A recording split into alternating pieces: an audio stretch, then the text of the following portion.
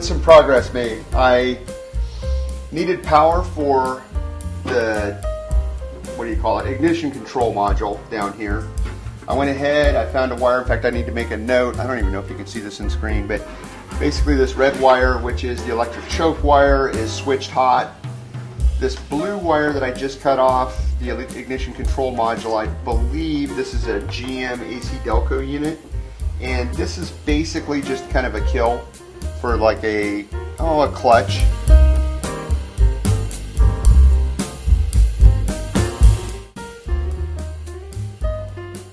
Unfortunately, in my shop, where I'm about to show you some footage, the neighbor has been using a pressure washer all day long. So what have I been up to this weekend? I have been working on the Jeep primarily, doing the wiring harness. And so this is my Amazon 21 circuits, or I've got some notes here, but this is laid out pretty well. With a 79 Jeep CJ5 specifically, you want to go ahead and just assume everything's GM as near as I can tell. So the wiring harness I've got is not GM specific, however it kind of tends that way. This went in pretty smooth. I had to rewire the solenoid, the starter solenoid. I put all new wiring in. The biggest hiccup was the ignition control module, which is an AC Delco unit, and figuring out, it very obviously has a hot wire, which was not difficult to figure out. It also has a blue wire, which in consulting with the wiring diagram, I may have mentioned it in one of my other videos, but you can download in my case, a wiring diagram CJ for a 1979 model year, which I have here. The genius part of this is that I went to the local UPS store and had it blown up, so even a blind person like myself can read it. And so anyway, this ignition control module has a blue wire, which it's not super clear. It's basically a clutch cancellation type situation.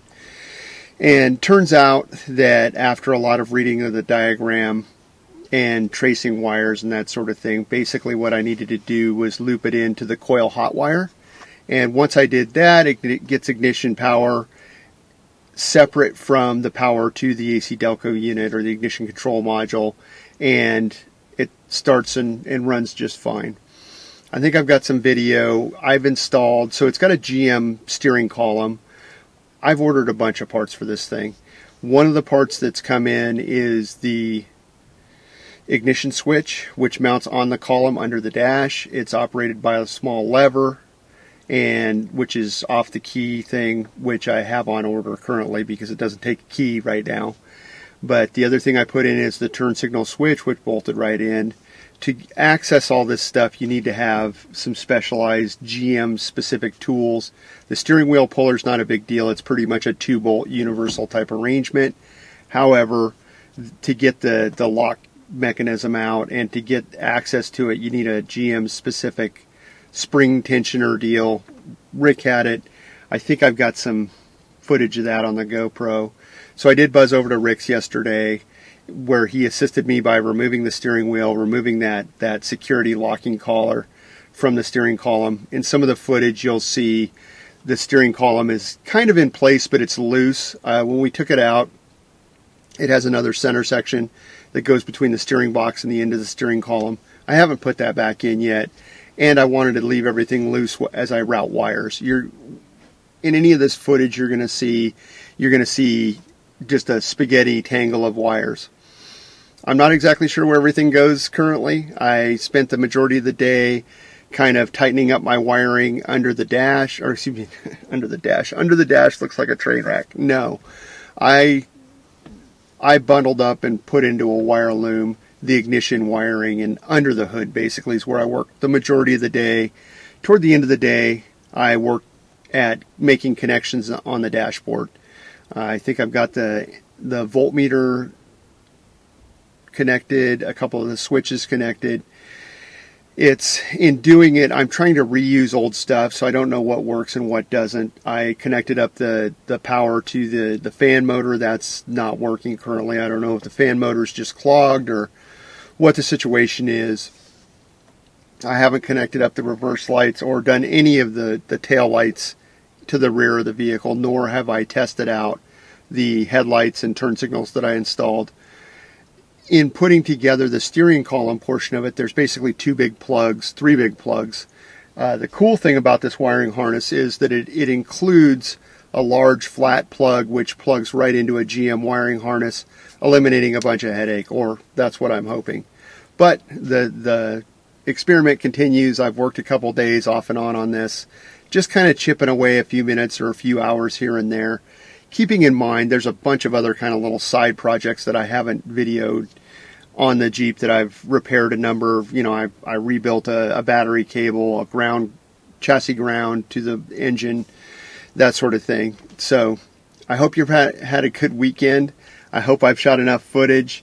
Maybe I'll mix in some other stuff of me working, but mostly it has been very tedious, time-consuming.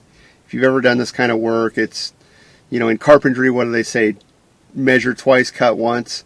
Well, I've measured a half a dozen times, cut, respliced, cut again.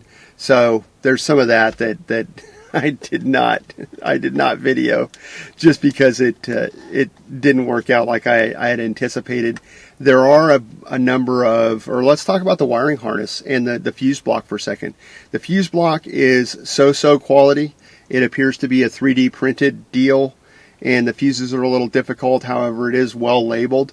Since I've got this 21 circuit wiring harness, and a Jeep probably only takes maybe 10 different circuits, there's a bunch of stuff you don't use that I've kind of been trimming out of the wiring harness and deleting fuses out of the fuse block so I don't cause a fire. It's 21 circuits is overkill. Should I ever add a variety of different things, then I guess that'll be a deal. But at this point, there is a bunch of extra wires. As you kind of pan around, about half of what you're going to see is extra stuff. And I got some more studying to do.